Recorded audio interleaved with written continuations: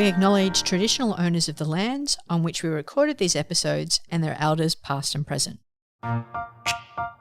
This is Graduate in the USA, here to help Australian students take advantage of the many opportunities to study at US colleges and universities.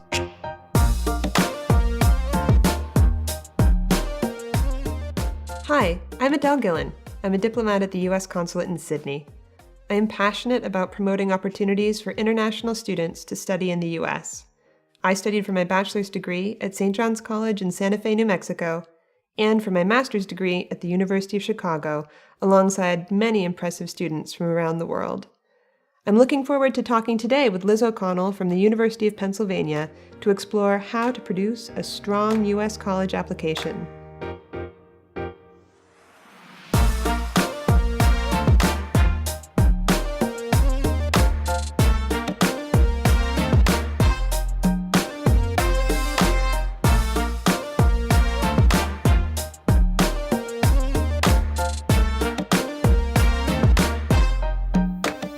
Liz, welcome to the podcast.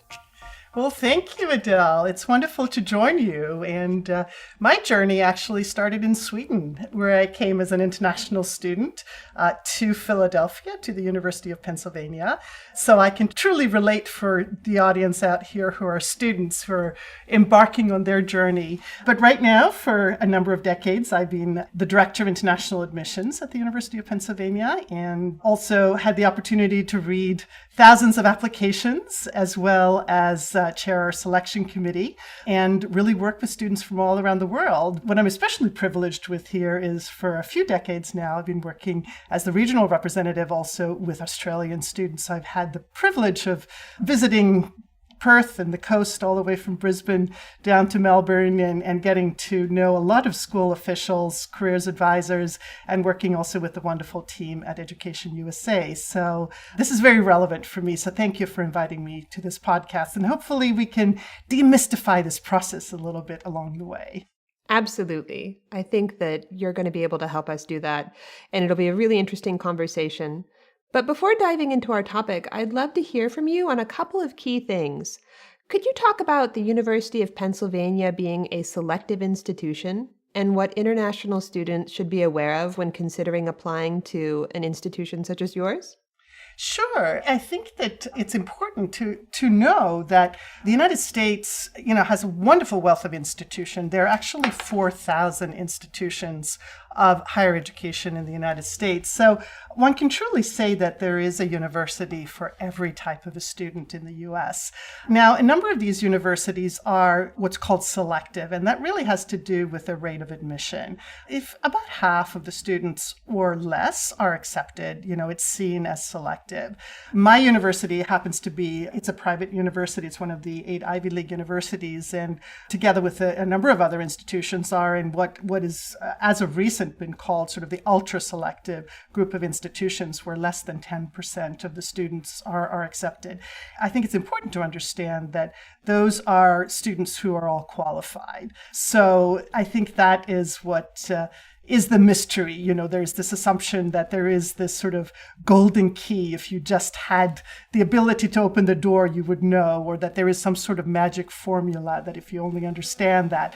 And it's far more complex than that. It's a little bit like an art as well, and not a science. And hopefully we can go into some of the details of that to help you better understand the process. Well, I'd love it if you could talk a little bit more about the art of filling a freshman class, because I think that's something that many Australian students wouldn't be familiar with. I think understanding a little bit what happens at the undergraduate level at a university, might help a little bit, because I think if you're looking at universities, not just in Australia, but really anywhere around the world, you're accepting so many students to study chemistry, so many students to study law, etc. But for us, we are trying to build a community, a residential community, where you're really talking about a 4-year which is what it takes for your typical bachelor's degree, a 4-year residential 24/7 experience that happens in the classroom, but there's also a lot that happens outside, and so much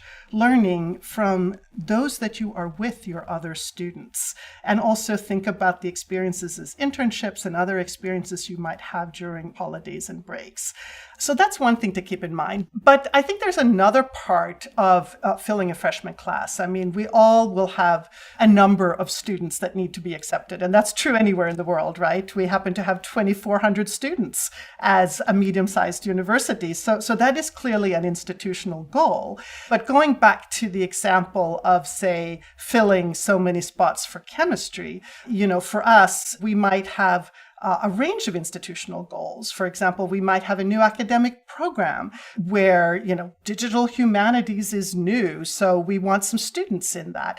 We happen, even though we're an Ivy League university, we happen to have Division I athletics. So all the coaches will want someone to play on the team. Our orchestra, needs more than someone who plays the violin. We want our Model United Nations to be active, and so on and so forth, right? So you might have certain goals set by the institution, which is the pragmatic side, besides, filling the class. But then you're also trying to build this community. Every single person in that community plays a role, right? So you remove one piece, then it's going to look a little different. But this is one out of many myths, because the assumption is that, the institutions have quotas. Which box do I fit in? Is it the Australian box, or is it some other box, right? And this goes back to the art, and the fact that that it's not as precise or some sort of box that one fits into. That's important for someone to understand in terms of how we build our class and how we set our priorities. Thanks for explaining that university perspective. And now I'd like to dig into today's topic from the applicant's perspective: how to produce a strong U.S. college application. Could you tell us a little bit more about the holistic application process that U.S. colleges adopt when reviewing applications? Sure, I'll be happy to. And depending on the university that you're speaking to, you might hear different terminology. Holistic is very common, but sometimes you might hear contextual review, whole person review, more comprehensive review, and it really means the same thing. And then again, taking a step back and looking at other universities, and we can, in other countries, we can look at Australia as an example. At least my understanding of how admission happens to Australian universities, it's a little bit like a yardstick with a cutoff. It can be extremely selective. For example, to study medicine in most countries, it's incredibly selective, but it's very predictable. It depends on the state, and, if you are in New South Wales, where you are right now, it's the HSC, and then that gets converted to an ATAR, and everyone knows their ATAR, and they know if they need to study medicine at University X, that's what they need, right? It's very clear-cut, very predictable, albeit could be extremely selective. Now, our institution could be equally selective. However, we look at multiple criteria. Why? Because we're trying to create a freshman class, a community with different voices, right? Now, sometimes, again, there's a myth surrounding that somehow or other, the academics don't matter as much as they would, say, in Australia, when it's all about the ATAR and the HSC results. And that is absolutely not wrong, because the academics come first. We are first and foremost academic institutions. Yet, we also have other goals in terms of 4-year experience that I was referring to earlier. So let's take a moment and just really look at how all of these pieces come together with holistic admission. And I think one way of looking at it is context. It's very, very important for us to understand where the student is coming from. So in this case, we're looking at understanding the Australian educational system. We're not trying to fit someone into an American mold. But let's look at Australia and the complexities within the country, depending on what state you are in. And even within a state, within a city, there are different schools with different intakes. Grades mean different things in different institutions, even if the HSC results are the same. And there are different opportunities that students have. And what about students who have shifted and moved from one institution or even one curriculum to another? And then let's throw in complexities like pandemic that we're all dealing with, how that has changed our lives in terms of opportunities. So all of that is context. And that has to be understood first. And once you understand that, then you ask yourselves a couple of fundamental questions. Based on the opportunities that the student has had, how has the student made the most out of the opportunities within their school, both in the classroom and outside the classroom? And more importantly also, is there evidence that the student is going to take that to our campuses where we have these wonderful resources and make the most out of those opportunities throughout their 4 years? But going back to the academics, that has to be there at the onset, but that's holistic as well in the review, in the sense that we're not just looking at the final external assessment, such as the HSC or VCE or whichever state you are in, but we want to know what happens in the classroom on a day-to-day level, because we want to see how that translates to our educational system, where it matters what you do in the classroom. So we want to see what the internal marks are like and understand what that means. And then we want to hear the voices of the people who have observed you. We want to be a fly on the wall in the classroom and hear what your teachers are observing. Do you have that intellectual curiosity? What motivates you? How do you respond to your peers? Let's look at someone who's going to study engineering. It's really important that you know calculus and physics and you know what it's like to be an engineer. But if you can't work as a team, that can be really hard. So where can we learn from that? We can learn from your teachers.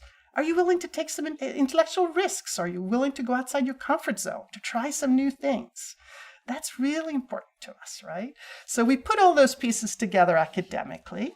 We also offer you the opportunity to take standardized testing, such as the SAT or ACT. There's been a lot about that recently, especially with the pandemic, because a lot of institutions have gone what's called test optional, in the sense that it is an opportunity if you can, but it will not be held against you if you cannot. That's something to watch very carefully, because, those policies can change and they can vary from university to university. For a university like mine, it is optional. So a student who wants to present that and can take it can, but others might choose to just lean back on their, in this case, Australian credentials. But there is another important part of the application, and that is what happens outside of the classroom. Again, a myth. We count the hours, or certain activities carry more weight than others, or we want to know, fill out the whole application, every single space. It's really the impact that you've had, and to show a sense of continuity and commitment, something you enjoy doing, and also using that space. And I think the best way is to give an example. Say a student, for example, I know everyone can't be the key school leaders, but let's assume for the sake of argument that you were chosen to be head girl at your school. What we'd be interested in knowing is, how have you used that privilege and that position of head girl to make an impact in your community? And then someone says, there's a pandemic right now. I was on the soccer team and we didn't play any games because of the pandemic, and I was captain of the team, and, will that be held against me? And I would say, absolutely not. What that is now creating is a new space outside of the soccer field, and without really a blueprint and something predictable, but you're still a leader of that team as a captain. How have you used that position to support the team and be creative, take initiative, and really show true leadership? So it's the why, not the what all the time. And it's being able to tell your story of what meaning that has. So it doesn't matter if you are an athlete or a musician or a debater or a school leader. The point is that you have a balance between what you're passionate about and interested in and have made a contribution in outside of class and what you've done in class. Because we hope that you will continue that tradition when you go to university, which will enrich our community. So we want to hear about it. And then there's one last piece, which is there a fit between what you're looking for and what we offer? And how do you get to that point? Well, first of all, you have to do some self-exploration to really see what is important to you and what you hope to gain out of this university experience. And then do your research on the universities and be able to help us see if there's a match, right? And that's where the essays and filling out the application and all these short answer questions and so on, and all those pieces come together. So that's a very important part. And that's the part where you have the greatest impact, because that's something you're doing now as opposed to something you did 2 years ago, 3 years ago, or things that are more set in stone. If you position yourself well, if you're applying to the most selective schools, you also make sure you have a safety net and you spread out your applications and you thoughtfully go through the process, and you're going to have wonderful opportunities. And remember, there are 4,000 universities in America alone, let alone the rest of the world. So it's a great opportunity for you. Liz, I think you just debunked so many of the myths that I had hoped we could talk about today. This idea that there's a magic secret formula that somebody can sell you or advise you on, and the idea that there are certain boxes you have to check. But this idea of telling your story, explaining who you are, where you want to go, and what you would bring to the university, I think is really great guidance. Are there any other tips that you can share as a reader of applications that you would like students to know as they're preparing an application to a U.S. university? It's important to start early because you have to start really with asking yourself a few questions. One is the American system a right fit? If that is the case, then do some self-exploration, look at some criteria as you have 4,000 choices. What kind of environment do I want to be in? Size, location. So what kind of a learner are you? Are you more of an applied learner, i.e., I'm a STEM student, but I'm applied. Maybe I'm interested in engineering, or am I more of a pure scientist? Am I looking at theoretical economics, or am I more applied, as in business? Am I a musician looking for a conservatory, or am I looking for a broader sort of liberal arts or university education? And what do I like to do outside of class, And what about the people? Don't underestimate the importance of the people around you. Who do I want to be with? Am I looking for a very traditional American experience at a state school where most people come from the surrounding area and they have, like Big Ten sports and so on? Or am I looking for a very global institution? Do I want an urban environment, or do I want a small college in a small town out into nature more? There are many, many things like that you need to sort of consider to see if it's a good fit. Many universities, about 900 universities, use something called the Common Application, and that lends itself very much to holistic admissions. And that commonapp.org is readily available to take a look at the application. Watch the academic calendar in Australia, because you're going to finish at the end of the calendar year. Early deadlines are around November. Some of rolling admissions could be October and onwards. Other deadlines come in January. Well, what's happening in your life then? Unless you're in a gap year, you are finishing your schooling and all the traditions that go along with it besides the exam. So it's a good idea for you to map out a schedule and think about when these, and if you're going to take SATs or other types of standardized testing, that even more so, map out a schedule and deadlines and spread things out. Take advantage of your holidays to get started. There's again these myths about, we talked about essays earlier. There's a certain essay that gets you into this school, or there's a perfect essay topic. There are books written about it. I'm sure there are podcasts about it. The truth is, it's us wanting your story, and no one can tell your story but you. It's unique to you, but you need time to think. Go out into nature. Spend time with yourself and do some thinking. Stay away from everyone that has an opinion and wants to pick your essay topic, because your voice is going to vanish from that. And then we're not going to get to know the real, authentic you, which is so important, because we're looking for a fit between you and what we offer as an institution and building a community. So keep that in mind. And the other piece of advice I would give is the increasingly virtual world that we're living in, there's a tremendous amount of free information out there that we as universities produce. And also, Education USA does a lot of things as well. You can go online and it's a free essay workshop. Well, maybe you're on holiday and, you can either join a live one or there could be one that's been recorded on YouTube that you can listen to and get advice from people who read the essays, as an example. And what about those who have gone before you?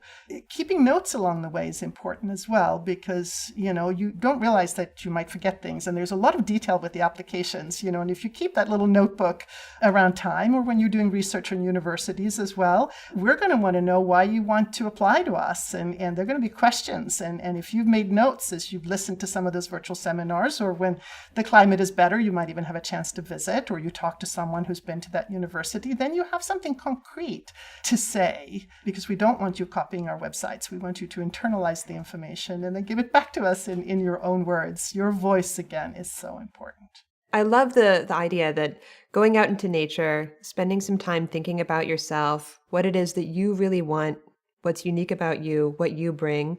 I think that's great advice for the college application process, or basically any moment you're making a big decision in life. So thank you, Liz. In a moment, we'll hear more from Adelle Gillen and Liz O'Connell on how to produce a strong US college application. Let a friend or student know about the podcast. There are many opportunities for young Australians to study in the USA. Connect with us by searching for Education USA Australia in your browser or the episode notes in your podcast app.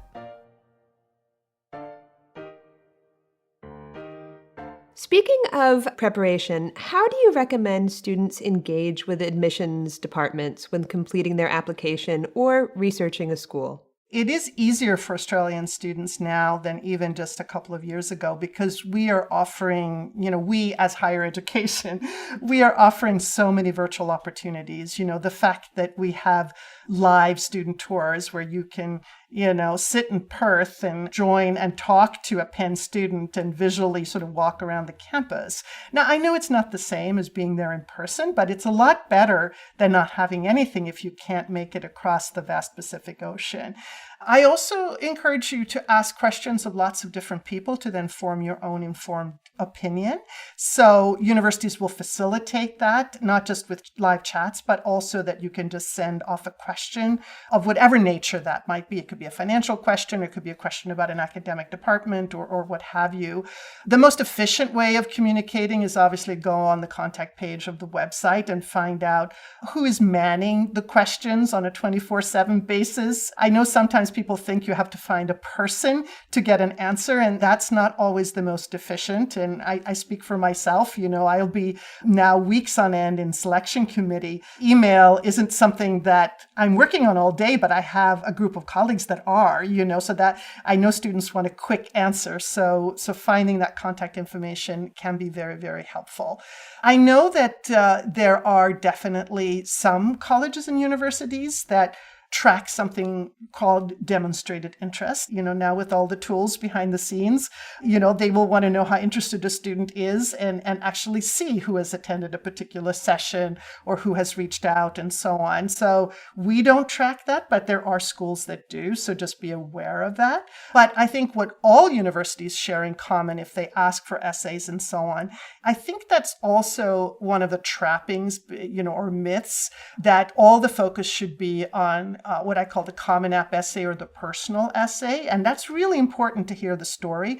But sometimes students don't understand that where we spend an incredible amount of time is trying to understand if it's a good fit and asking students to have done the research, not only to decide whether to apply, but being able to also share that with us. And I see some absolutely amazingly talented students who then don't quite fully use that opportunity to talk about the fit, because they copy a few things from our website, so they have some facts in there, but they don't internalize what that university is all about and put it in their own words. And we're not asking someone to declare what they're going to do with 4 years, because we like students to come with lots of intellectual curiosity, and it's a journey.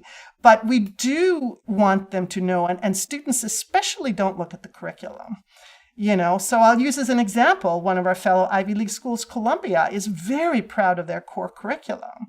Well, to apply to a place like Columbia and not even recognize that they have a core curriculum might be an issue. Or I'll give an example. We have 2 economics degrees at the University of Pennsylvania. One is the theoretical economics within our liberal arts college, and the other is an undergraduate business degree from the Wharton School. Well, you'd be surprised still how many students say they want to study economics at the business school, which means they haven't looked at the curriculum, right? They've only looked at the title. So that is one of the biggest pitfalls. Students don't, and part of that might be that they're looking more superficially at institutions and not digging deep enough, or that they're not taking the time. They're not using the holiday breaks when they're not involved in and have all these other demands, or not starting early enough, or applying to too many universities and spreading themselves too thin instead of targeting the institutions. So I think that's an area where you can really make a difference. So that would be my words of encouragement. And with the amount of information that's available, you're not waiting for a brochure to arrive in the mail, by boat. You really can get online at any time. And there's so much out there. I do remember all those admissions brochures coming in the mail, though. I guess that dates me a little bit. Liz, turning to academic preparation for a minute, I have a couple of related questions. What does it mean when a university advises applicants to pursue a rigorous academic program? And related to that, do you have any thoughts on the choice Australian students often have to make between studying for the International Baccalaureate or for the HSC and state certificates?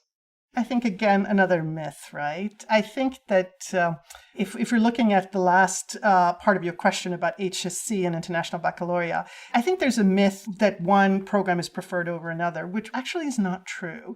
We have students coming to our university from every conceivable national system, and Australia has a wonderful national educational system. If that is the right choice for a student and that is what's on offer at the school, of course, that is what the student is going to pursue. And sometimes there's the assumption that it has to be something that is closer to what's offered in America, so people understand it. And, universities like ours have staff. It's their responsibility to know about the different educational systems, because that goes back to context, is to understand what it means if you get an internal marking of an 80 in Australia or in Canada or in South Africa or the UK and the US. Those mean entirely different things. And that's important to understand. The International Baccalaureate is, obviously all over the world. And I know that a number of Australian schools have that. And sometimes a school has 2 options. You can go down, say, the HSC track or the IB track. And it's really what is best for the student, because everyone is different and making the most out of that. But one is not preferred over the other. And rigorous curriculum is really geared towards the United States, because the US curriculum is a curriculum of choice, which means that all A's aren't created equal. There are many different courses that you can take, and we want someone to take the most challenging curriculum, right? And there's other terminology as well that you hear, things like GPA, very American term, right? So my advice is, if it's relevant to your schooling and your community, but one can also turn it around and say, what are we looking for? It's to better understand that the student has made the most out of the opportunities and stretched and challenged themselves. So where do we go for that information? We go to something called the school profile. That is, again, an American term, but it is something through the great work of Education USA, working with careers advisors throughout Australia. I've seen more and more Australian secondary schools put together a wonderful school profile where they really talk about things that are really important to us. For example, the grade distribution, the intake at the school, because there are some schools where they do really well, say on the HSC, but there's grading within the school. But then if you understand that what the intake is and you understand what the grade distribution is, and it's very difficult to get certain grades, but some schools have grade inflation and others have the opposite, right? And also what's available at the school curricula-wise and what's available outside the classroom. So that's really important to us. And also our partners here in this process, we only work directly with the schools. So it's really important to hear from the school what's on offer, what do these things mean, and how has the student really engaged, and the teachers, of course, as well. I'd like to ask a question that I am sure is on the mind of all Australian and probably all international students. Does your school or do universities review applications from international students and American students differently? Well, that's a question that's very common, And first of all, there are 4,000 universities, right? And you have private universities and you have public or state universities in the United States, And if you're looking, say, at the University of California, I'll just pick that as an example because it's on the other side of the country from where I am right now. It makes a difference if you're from the state of California or if you're from outside. Now, outside could mean where I am in Pennsylvania, or it could mean Australia.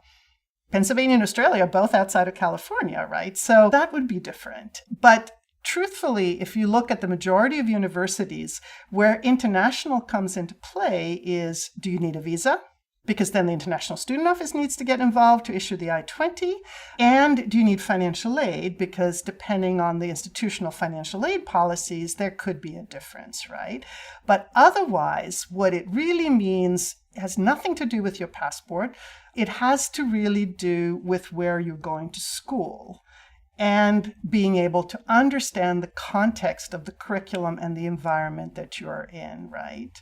And there's, again, the myth that there's a quota, that there's another box even if it's a virtual box that you end up in, and so on and so forth. Now, again, it's always good to ask that question because there are some variances, especially between state and private schools. But generally speaking, it is just understanding that context. I know a lot of our listeners are parents of potential applicants, and so I wonder if you have any advice for them on how they can best support the application process for their children. Oh, that's a great question. And I know parents play an important role, being sort of a parent myself in this process. And we all want the best for our now adult children. But let's take a look a little bit at the journey ahead for a student who's going to the United States. We have such a variety of institutions. And because of the laws we have in the United States, a student has to give permission for their parents to have any say in the matter or access to any information. So if you are not ready as a young person to make decisions and be proactive about it, it's going to be very difficult. So my advice to parents is start now. It's going to make it better for your adult children when they go off to university. And in the US, many of us have a tradition of teaching our offspring to drive. It's a little bit of a rite of passage. Just visualize for a moment that time a parent has to hand over the steering wheel and the keys to their now adult child. Well, I'm suggesting you use that metaphor when it comes to college admissions, right? You're the cheerleader, you're the supporter. You're also there to encourage, but also to support if things don't go the way maybe was envisioned. You want to be there to support and guide. And you want to be there to celebrate at the end. And you want to be there to be part of the journey. But it's the time for the birds to fly. Remember we talked about the voice?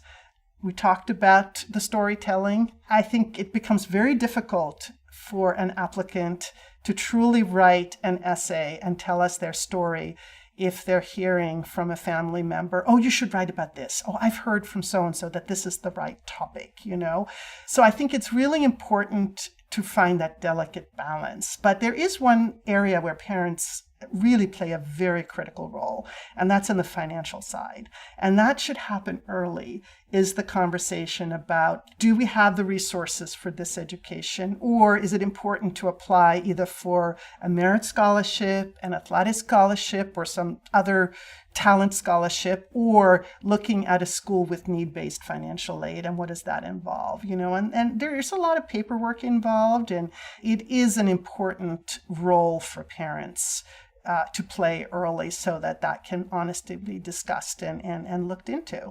But I would really suggest the passenger seat and the cheerleading role. That's great advice. Do you have an opinion, Liz, on whether families should use agents to help them through the application process? That's a very interesting question because, our conversation on this podcast has been a lot about putting the student in the driver's seat.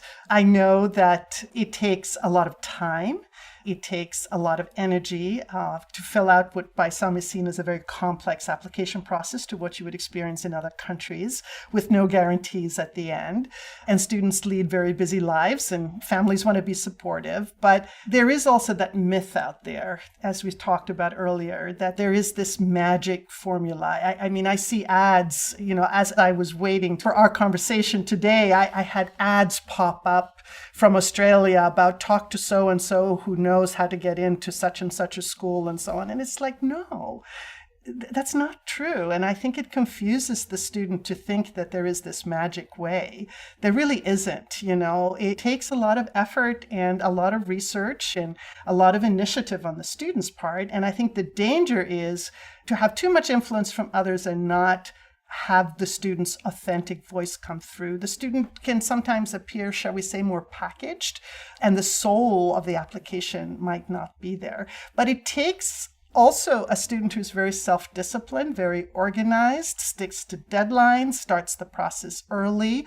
Otherwise, you're sort of outsourcing all of that. But then if a student isn't doing that now, are they going to do that when they go to university? When should that learning experience take place? And then, as we said earlier, too, you have also all this free information. All these virtual webinars that universities have about how to write essays. And tomorrow morning, we're doing one at the University of Pennsylvania with my colleagues about how to apply to selective schools. It doesn't cost anything except your Wi-Fi time, So Education USA and everything that Education USA does throughout Australia. I mean, those are objective, free resources that are available to students. We have a couple questions that are common to all of our Graduate in the USA podcasts, and so I'd like to turn to those now. What college experiences have stayed with you since graduating, especially as you came to the US as an international student? Time to reflect.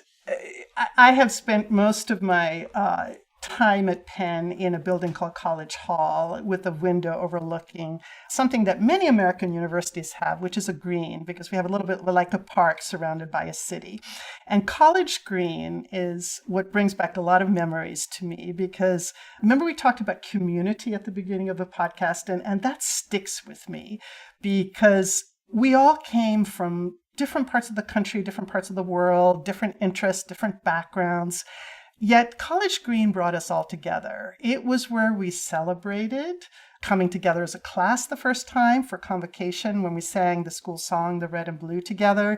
Heyday, which was another tradition where everyone became a senior. It is where the faculty applauded us when we walked with caps and gowns onto Franklin Field for graduation. But it was also where we supported each other during difficult times.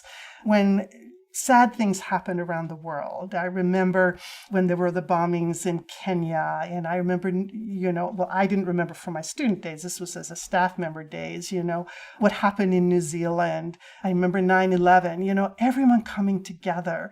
The night that Nelson Mandela passed, everyone came together on the green. But then it's also where a hammock is up and students are taking pictures of gray squirrels. And I'm thinking of Australia right now. We have this wonderful student organization called ANZAP, which stands for Australian New Zealand Students at Penn.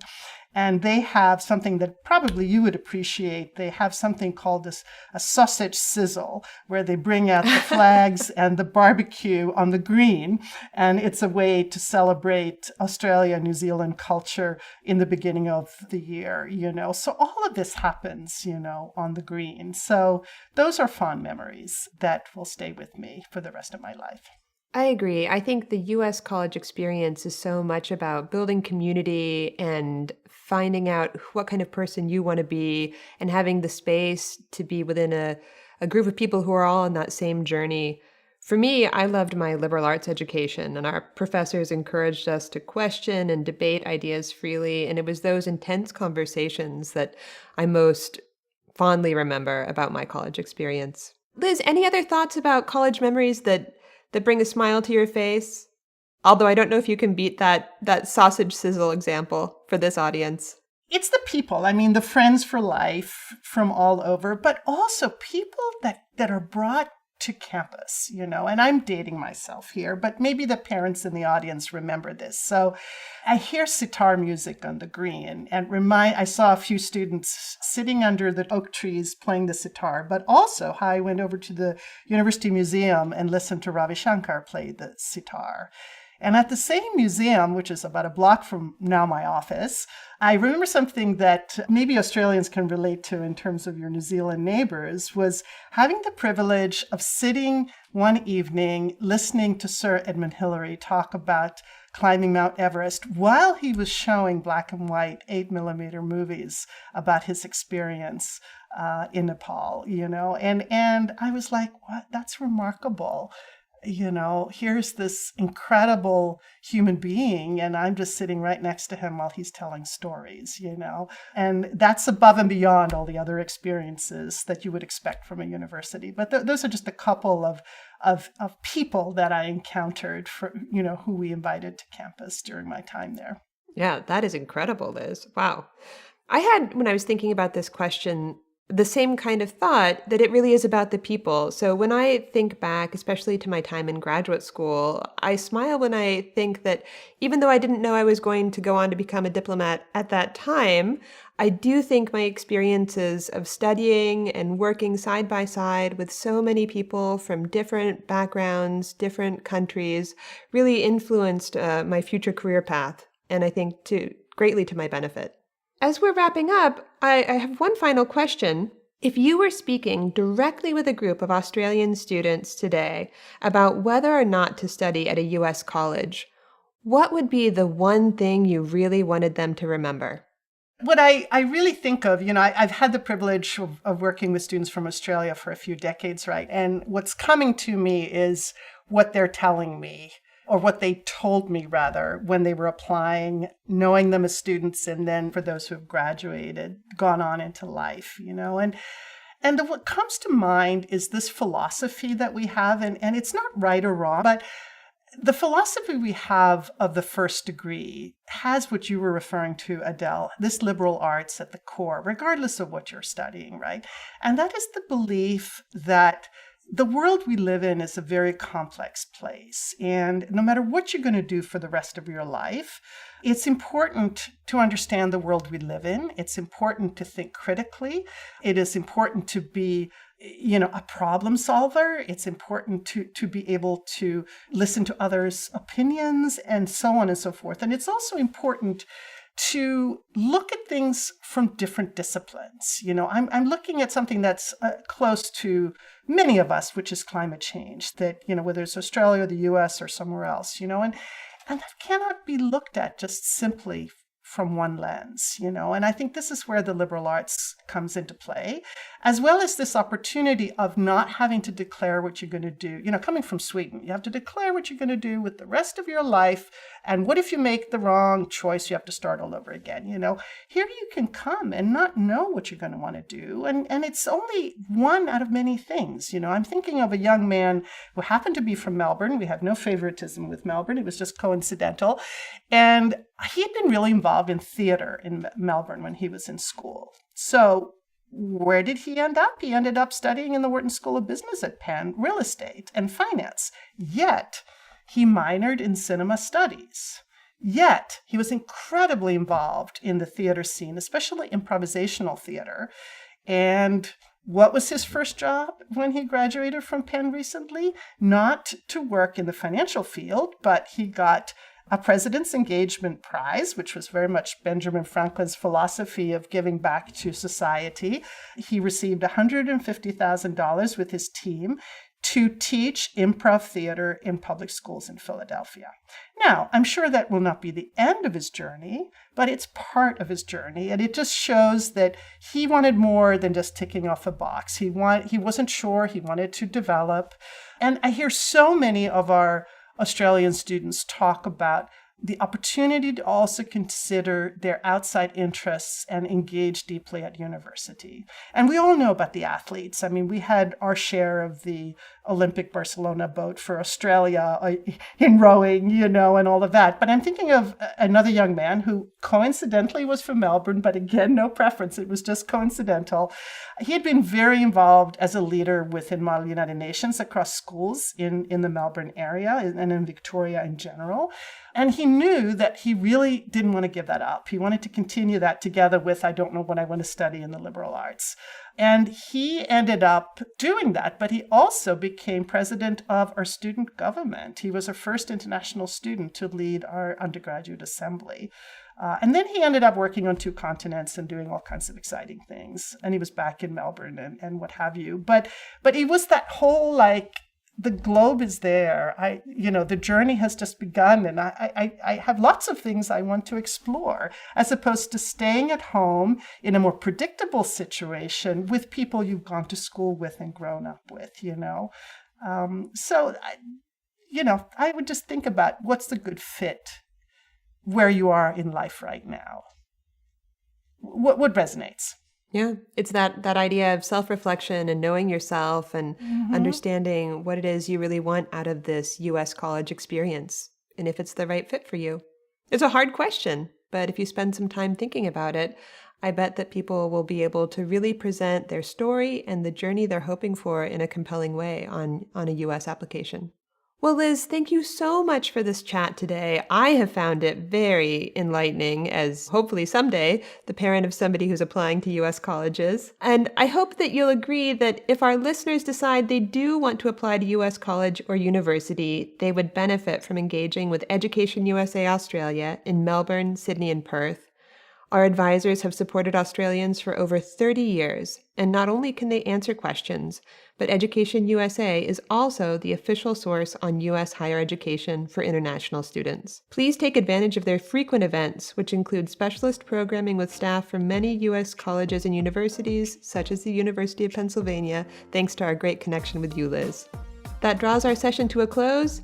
And just once again, Liz, thank you so much for your time and generously sharing your expertise and advice. It's been my pleasure. Thank you.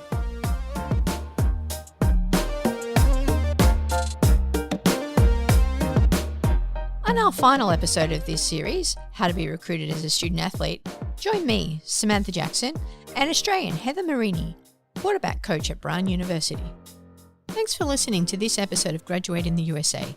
If you're listening on Apple Podcasts, please leave a review and share the show with a friend or high school student who you think is interested in doing their tertiary studies in the USA. I'm Samantha Jackson from Education USA Australia in Melbourne.